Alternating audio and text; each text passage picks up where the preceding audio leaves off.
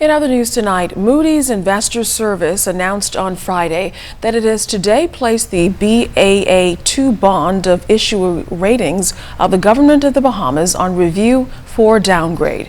According to a Moody's release, the decision to place the ratings on review was prompted by the continuing rise in risk to the country's medium-term economic prospects and to its fiscal strength, notwithstanding the government's ongoing fiscal consolidation program.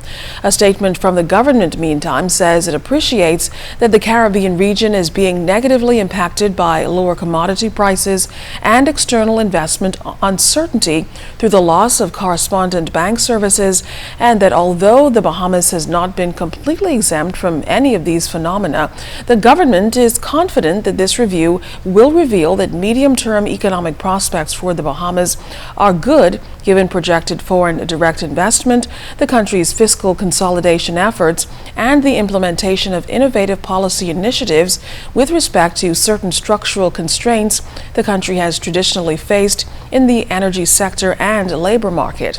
The statement goes on to say that the government's position is that ongoing construction of the various projects around the country generating significant economic activity, and that growth prospects for the Bahamian economy are also very good, with the imminent restart of construction at the Bahamar project and its subsequent opening. Now, as Carla Palmer tells us tonight, in an effort to discuss and possibly bring a resolution to the looming economic crisis, which could result from the downgrade, the lead executive of the Bahamas Chamber of Commerce and Employers Confederation is calling for an urgent meeting with the government. President of the Bahamas Chamber of Commerce and Employers Confederation, Mr. Edison Sumner, says should the Bahamas be downgraded, the impact could be very serious, if not catastrophic, to the economy moving forward. It can impact things like trade, it can impact foreign currency reserves, it can impact foreign direct investors' confidence in investing in the Bahamas. It will certainly have an impact on the government's ability to borrow more money. And if they have the ability to borrow money, the cost of that money is going to increase quite significantly, because there will be the threat or the risk that the government itself might be in a position where they may be defaulting on the debts that they currently have. The Chamber President says now is the time for the government to fully engage the private sector. He says the threat of another downgrade has moved beyond a government-centric problem to a countrywide one. The answer to resolving this problem, says Sumner, lies in dialogue, collaboration, partnership, and participation. A piece of advice that I would actually give at this stage to anyone else in the hierarchy of government is to not only engage the private sector. The Chamber of Commerce expects to be engaged in this process, right? We're not requesting it, we expect we'll be engaged in the process.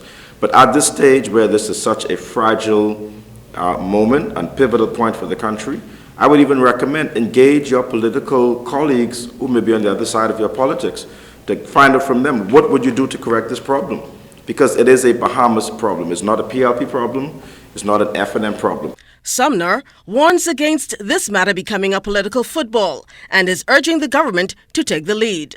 If we can't get to that kind of a situation now where this collaborative effort to correct this situation can happen, then the country can face a situation that we may not be able to fix very easily. I can almost guarantee you that if Moody's is taking this approach, it's not going to be long before Standard & Poor's does something similar, or the IMF comes behind and does something similar. And if you have these 3 or 4 major agencies coming behind one after the other, and they're beginning to assess that we are at risk or one threat away from becoming junk status, then I think we find ourselves in some real problems.